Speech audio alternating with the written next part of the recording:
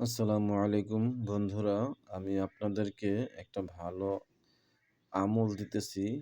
এই আমলটা আপনারা যদি ঠিকঠাক মতো করতে পারেন তাহলে সফল হবেন। আর রুকিয়া আশ-শারিয়া কিতাব থেকে দিতেছি। আপনারা ভালো করে মনোযোগ দিয়ে আমলটি দেখুন। কেরামতি লাঠি তৈরি করার আমল। মুদাব্বির ও চিকিৎসকদের জন্য এই লাঠি একান্ত কর্তব্য। মানে একটা লাঠি দিয়ে অনেক কিছু করতে পারবেন, জাদু নষ্ট করতে পারবেন, জিনকে কষ্ট দিতে পারবেন। মানে আরো অনেক উপকার আছে। অনেক কাজ করতে পারবেন এই কেরামতি লাঠি তৈরি করে। তো আপনারা দেখেন এখানে লেখা আছে কেরামতি লাঠির মাধ্যমে আপনি যে কোনো রোগের চিকিৎসা করতে পারবেন এবং জাদুটোনা নষ্ট করতে পারবেন। দুষ্ট জিনকে শাস্তি দিতে পারবেন। এছাড়া এর মাধ্যমে আপনার শরীর বন্ধ করতে পারবেন, বাড়ি বন্ধ করতে পারবেন। লাঠি তৈরি করার জন্য সর্বপ্রথম ১.৫ হাত লম্বা ডালিমের ডাল অথবা বড়ই গাছের ডাল সংগ্রহ করুন। তারপর নিয়মটা দেখেন, বৃহস্পতিবার দিবাগত রাত্র থেকে এশার নামাজ পড়ে ২ রাকাত সালাতুল হাজত নামাজ পড়বেন। ১১ বার ফু দিবেন। তারপর সূরাতুল ফাতিহা ৪১ বার পাঠ করে ওই লাঠির উপর ফু দিবেন। তারপর আয়াতুল কুরসি ৭ বার পাঠ করে ওই লাঠির উপর ফু দিবেন। এভাবে নিয়মগুলি দেখেন, আমি দেখিয়ে দিচ্ছি। আমার পড়তে গেলে অনেক সময় লাগবে।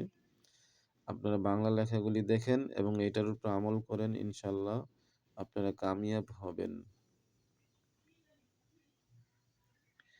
তারপরে দেখেন এখানে কিছু অংশ আছে। এই যে দেখেন, কোরআনে একটি আয়াত আছে, বিসমিল্লাহিল্লাযী লা ইয়াদুররু মা'a ইসমিহি শাইউন ফিল আরদি ওয়ালা ফিস সামাই ওয়া হুয়াস সামিউল আলিম। এই যে আপনারা দেখেন স্পষ্ট বাংলা লেখা। নিয়মটি ভালো করে পড়েন এবং এর উপর আমল করার চেষ্টা করেন।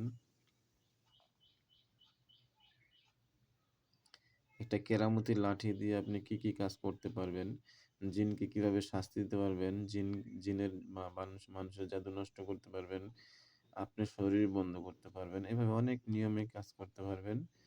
তো যদি আপনার এই আমলটি সহিভাবে করতে পারেন ঠিকঠাক মতো, তাহলে দেখবেন যে আপনারা সফল হতে পারবেন ইনশাআল্লাহ। আমি আপনাদের জন্য দোয়া করব যাতে আপনারা ঠিকঠাক মতো করতে পারেন আমলটা। হ্যাঁ, এরকম তদবির আরো পাবেন। এরকম ভালো আমল আর আপনারা আরো পাবেন যদি আমার চ্যানেলটা সাবস্ক্রাইব করেন এবং পাশে আমার ভিডিওগুলি লাইক দেন এবং কমেন্টস করবেন কি ধরনের ভিডিও চান। তো আমি এই আমলটা দিয়ে দিলাম আজকে এই বই থেকে, আর রোকেয়া আর শরিয়া। ঠিক আছে? তো আমার জন্য সবাই দোয়া করবেন যদি আমলটি ভালো লাগে আপনাদের কাছে। আমি যাতে ভালো ভালো আমল দিতে পারি আপনাদেরকে, হ্যাঁ?